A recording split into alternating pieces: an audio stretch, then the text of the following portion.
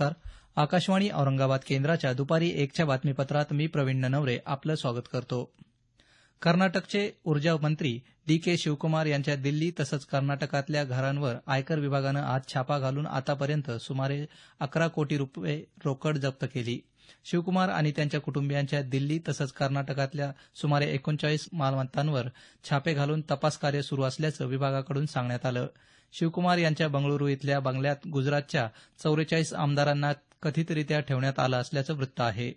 शिवकुमार यांच्या आयकर विभागानं घातलेल्या या छाप्याचे आज राज्यसभेत पडसाद उमटले.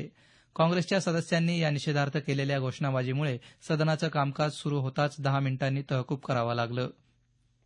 कामकाज पुन्हा सुरू झाल्यावर शून्य काळात काँग्रेसचे खासदार हुसेन दलवाई यांनी प्रसारमाध्यमांमध्ये काही व्यक्तींवर होत असलेल्या कारवाईकडे तसंच काँग्रेसच्या खासदार रजनी पाटील यांनी महिला अत्याचाराच्या घटनांमध्ये सदनाचं लक्ष वेधलं. सभापती मोहम्मद हमीद अन्सारी यांनी प्रश्नकाळ पुकारताच सदस्यांनी पुन्हा गदारोळ सुरू केल्यानं कामकाज पुन्हा 10 मिनिटांसाठी तहकूब झालं. कामकाज पुन्हा सुरू झाल्यावरही सदस्यांनी सभापतींच्या आसनासमोर हौद्यात उतरून घोषणाबाजी सुरूच ठेवल्यानं सभापतींनी कामकाज दुपारी 2 वाजेपर्यंत स्थगित केलं. शिवकुमार यांच्यावरील कारवाईचे लोकसभेतही पडसाद उमटले. काँग्रेस नेता मल्लिकार्जुन खरगे यांनी शून्य काळापूर्वी हा मुद्दा उपस्थित करत आयकर विभागाचे अधिकारी शिवकुमार यांच्या घरात राहत असलेल्या गुजरातच्या आमदारांना धमकावत असल्याचा आरोप केला. केंद्रीय अर्थमंत्री अरुण जेटली यांनी मात्र हे आरोप फेटाळून लावत कर्नाटकच्या आमदारावर कारवाई सुरू आहे. संबंधित घरातून आयकर विभागानं फक्त शिवकुमार यांनाच ताब्यात घेतल्याचं सांगितलं. या कारवाईचा गुजरात निवडणुकीशी संबंध जोडू नये असा खुलासाही जेटली यांनी केला. मात्र त्यानंतरही सदस्यांनी अध्यक्षांच्या आसनासमोरच्या हौद्यात उतरून घोषणाबाजी सुरू केली. अध्यक्षांनी या गदारोळातच शून्य काळाचं कामकाज सुरू ठेवलं. देशभरातल्या तरुणांच्या विविध प्रश्नांवर काम करण्यासाठी राष्ट्रीय युवा आयोग स्थापन करावा अशी मागणी लोक जनशक्ती पक्षाचे खासदार चिराग पासवान यांनी केली आहे. ते आज लोकसभेत शून्य काळात बोलत होते.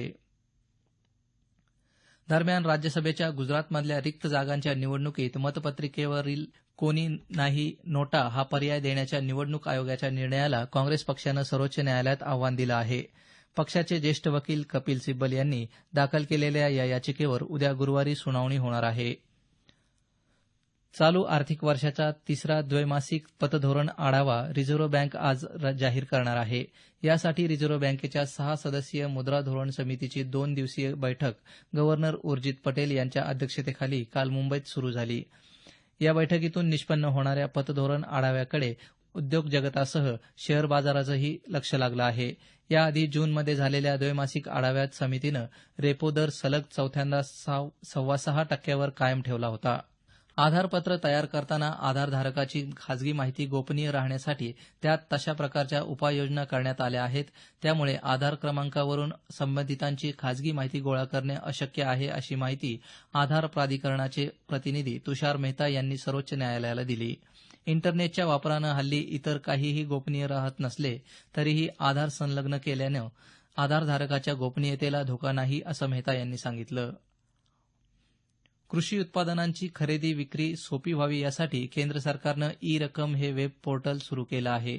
ई रकम अर्थात ई राष्ट्रीय किसान अॅग्री मंडी या पोर्टलचं उद्घाटन अन्न आणि ग्राहक व्यवहार मंत्री रामविलास पासवान आणि पोलाद मंत्री चौधरी वीरेंद्र सिंग यांच्या हस्ते काल झालं. गावागावातील शेतकऱ्यांना जगातील मोठ्या बाजारपेठांशी जोडणार हे या प्रकारचं पहिलंच वेब पोर्टल आहे. गोव्याचे मुख्यमंत्री मनोहर पर्रीकर यांनी पणजी विधानसभा मतदारसंघाच्या पोटनिवडणुकीसाठी उमेदवारी अर्ज दाखल केला आहे. या जागेसाठी येत्या 25 ऑगस्टला मतदान होणार आहे. लातूर मुंबई एक्सप्रेस पूर्वीप्रमाणेच सुरू ठेवावी, त्या रेल्वेचं बिदरपर्यंतचं विस्तारीकरण रद्द करावं या मागणीसाठी रेल्वे बचाव कृती समितीनं पुकारलेल्या शैक्षणिक बंदला आज अंशतः प्रतिसाद मिळाला. महाविद्यालय बंद पाडण्याचा प्रयत्न करणाऱ्या समितीच्या कार्यकर्त्यांना पोलिसांनी ताब्यात घेतलं. शहरातली इतर शाळा महाविद्यालयं सुरळीत सुरू असल्याचं आमच्या वार्ताहरानं कळवलं आहे. याबरोबरच हे बातमीपत्र संपलं. आमचं यानंतरचं बातमीपत्र सायंकाळी 5:25 वाजून